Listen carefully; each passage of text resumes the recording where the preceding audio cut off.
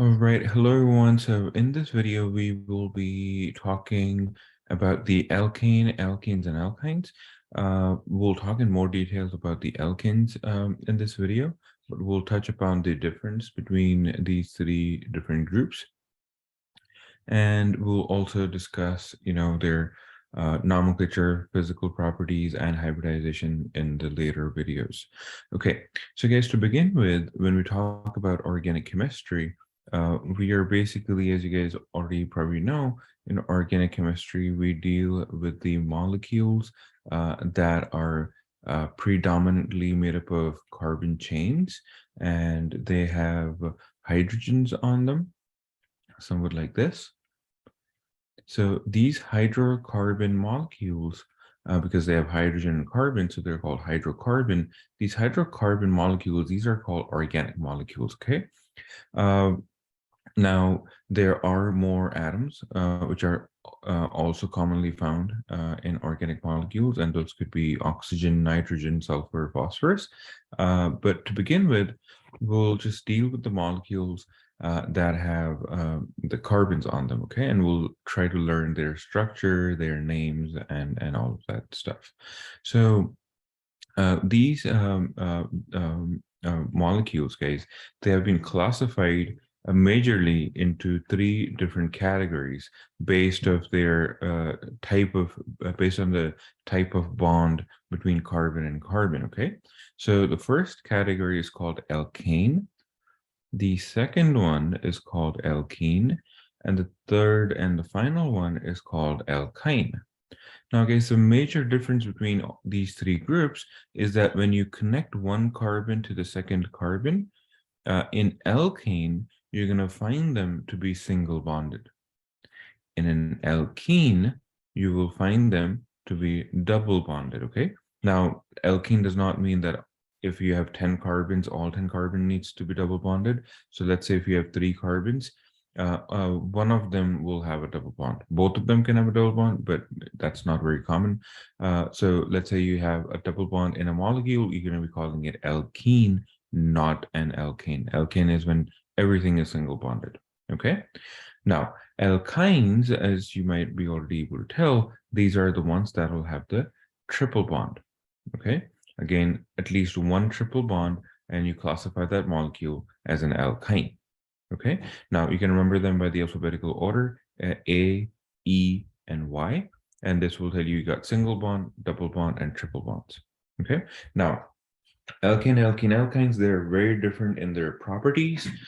So today we'll be discussing the alkanes nomenclature, but we'll also talk about their physical properties, okay? But again, to compare these three, guys, we also need to look at their hydrogens, okay? So let's see the very basic organic molecule, guys.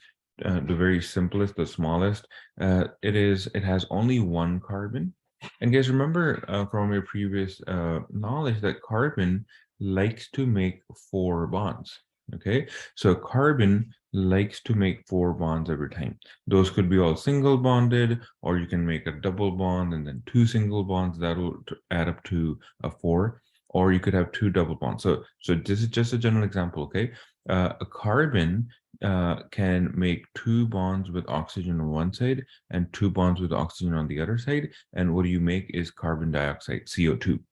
But if you notice, carbon is making 4 bonds. Although carbon has only 2 neighbors, this oxygen and this oxygen, but it still has 4 bonds, 1, 2, 3, 4. Okay, or if you look at going back to the carbon here, with only one single carbon, the simplest organic molecule you can make will have 4 hydrogens on it.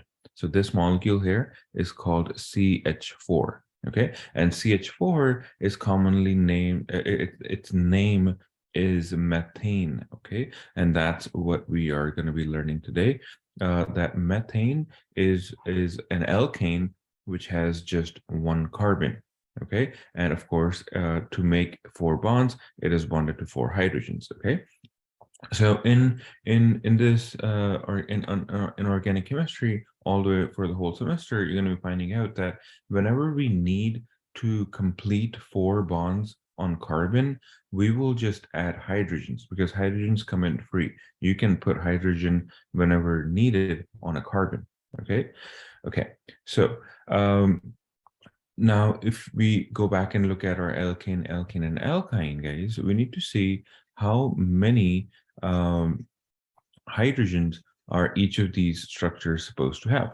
Okay, so guys, let's go back to this alkane. So this alkane, if you see, it has 3 carbons already. So let's look at 1 carbon at a time, because this molecule here is not the full picture. This is not the complete molecule, because you have these carbons sitting here without 4 bonds, and that's not possible. Okay, so the very first carbon that you see here has 1 bond here. It needs 3 more. Okay, those 3 will come from hydrogen. When you don't find anything else, you put hydrogens. Okay, this carbon in the center, you will notice that the central carbons always have lesser hydrogens because they're surrounded by carbons already. So this carbon already has 2 bonds, so it's going to need 2 more, and that's why I'm going to put hydrogens here. Let's go to this last carbon. This carbon has just 1 bond, so it's going to need 3 more, and those 3 will come from hydrogen. Okay, so guys, this here is the expanded formula that we have drawn for alkane, where you're showing the 3 carbons that they're bonded, you're showing all the hydrogens how they're bonded. Okay, now we can also draw something like this, where we're going to condense and we're just going to say, okay, the very first carbon, we just have 1 of that. That first carbon has 3 hydrogens. So we say we condense this carbon and 3 hydrogens into CH3. Okay, it's easier to write. It takes less space. And then look at the next carbon. This carbon has 2 hydrogens. So you say CH2. Okay, then again, you have a carbon which has 3 hydrogens. We say we have CH3. So when you see a structure like this, or you see that structure on the top, they're the same thing. They're just written differently.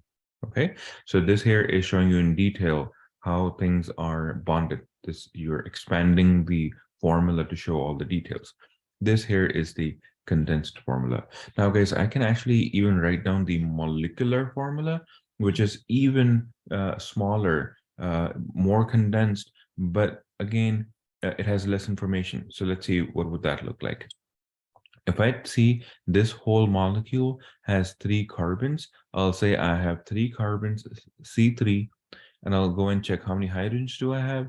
I have 3 plus 3, 6, 6 plus 2, 8. So C3H8, guys, and this is the molecular formula. Okay, so just like when we say you have carbon dioxide, and in your head you're writing down CO2. CO2 is the molecular formula. But as I showed you earlier, CO2, we actually know inside, if we expand the formula, it's actually carbon double bonded to oxygen on one side and double bonded to oxygen on the other side. Okay, so this is the same thing. Now, let's go and look at the alkene and alkyne, and keep focus on how many hydrogens you put on alkenes and alkynes. Okay, so notice something about the trend. So this carbon right here now, guys, look at this carbon on alkene. It already has 2 bonds, so it only needs 2 more. Okay, so a hydrogen here on the left and a hydrogen here on the right. Now, again, it does not make any difference if you had put that hydrogen on top. Instead of top, you put it in the bottom. It does not make any difference. Okay. Now, you got CH2 here. This carbon, again, count how many bonds does it already have. It already has 1, 2, and 3 bonds. So it needs just 1 more, and I put that hydrogen here. Let's look at this carbon here. This carbon has only 1 bond, so it's going to need 3 more to make it a total of 4, and the fillers are hydrogen. Okay. Now, what has happened here? If you guys notice, compare alkane with alkene. If you try to see that these 2 hydrogens on alkanes were removed on alkene. So when you remove these 2 hydrogens, what does carbon do? Carbon still needs those 4 bonds. So instead of bonding with the hydrogen, these 2 carbons bond with each other, and that's how you end up with a double bond, which we call alkene. Okay, so I hope that makes sense here. So you are subtracting hydrogens as you're going from alkane to alkene, and to alkynes. Okay, now let's write down the formula, the condensed formula for this alkene. So this guy here is CH2, then CH, and then CH3. Do you guys notice just this formula here is going to tell me that it's different from the CH3. And at the corner, if you have less than 3 hydrogens, it's telling me you must have a double bond somewhere. Okay, because at the ends, you always need 3 hydrogens if you just had carbon with a single bond, right? Like in an alkane. But alkene, you got lesser hydrogens. Okay, now if we write down the molecular formula for this, we still have 3 carbons, but let's look at how many hydrogens we have. We have 3, 4, 5, and 6. So we got 6 hydrogens this time. So C3 at 6, do you notice that's 2 hydrogens less than alkane? Okay, all right, let's keep going further. Let's go to alkynes. Alkynes, let's go to the first carbon. It already has 3 bonds. It needs just 1 more, and that's the hydrogen here. Let's look at the carbon in the middle. It already has 1, 2, 3, and 4 bonds. So this guy does not need any more hydrogens, so don't force it with a hydrogen. Let's look at the carbon at the very end. This carbon here has only 1 single bond. So this guy needs 3 more, and that's where you're going to put all the hydrogens. Okay, now how would the formula for this look like? So this guy is CH, because carbon with only 1 hydrogen. Then you got a carbon with no hydrogen. And then at the end, you got a carbon with 3 hydrogens. Okay, now let's write down its molecular formula. We still have 3 carbons, 1, 2, and 3. How many hydrogens do we have? We have 3 and 1, 4. Okay, again, the same trend, the number of hydrogens are going down. Okay, as you go from alkane to alkene to alkynes. Okay, now, if you notice, alkanes are filled with as many hydrogens as possible, guys. So that's why we call alkanes, we call them saturated organic molecules. Okay, so it's a hydrocarbon chain which is saturated with as many hydrogens as possible. Saturated means filled. So alkane is filled with as many hydrogens as possible. Okay, and you're going to be seeing this term coming up many times later on in the semester when we talk about especially fat, lipid, wax, those types of molecules. So guys, oil and fat, you guys know that butter is a saturated fat, clarified butter is or coconut oil. All of these have saturated fat, and that's why they are solid at room temperature. And that's what we're going to talk about when we talk about physical properties. Okay. Now, so what are these two called? The alkene and alkyne, since they're not as filled as alkanes with hydrogens. So since they're not as filled or not as saturated as alkanes, we call these two, we call them unsaturated. Okay. And guys, this is where again the terminologies for the oil and fat come in. Okay. All right, we'll talk a lot about that later on when we talk about the physical properties, and later on when we talk about lipids in this semester. Okay, all right. So guys, with this, if you notice, let's go back to their formula. So we want to be able to tell the, when we look at the formula like this, like the C3H8, when we look at these molecular formula, just by looking at the formula, we should be able to tell whether we are dealing with alkane or alkene or alkyne. Okay, so that's why we need to create the general formula for alkane, alkene, and alkyne. So what does that mean? So if you see carbons, if we have n number of carbons on an alkane, then we need to guess how many hydrogens are we going to have. Okay, so you could see a question like this on the exam. Okay, if I have 10 carbons and it's an alkane, how many hydrogens do you expect? Or I tell you that this is how many hydrogens I have, and it's an alkane, tell me how many carbons do you expect? So you could see questions like this on your quiz and exams. Okay, now, so let's take a look.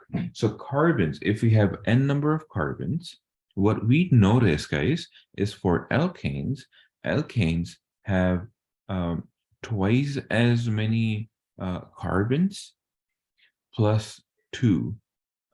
That's how we make the formula for alkane. So hydrogens are 2n plus 2. What is that supposed to mean, guys?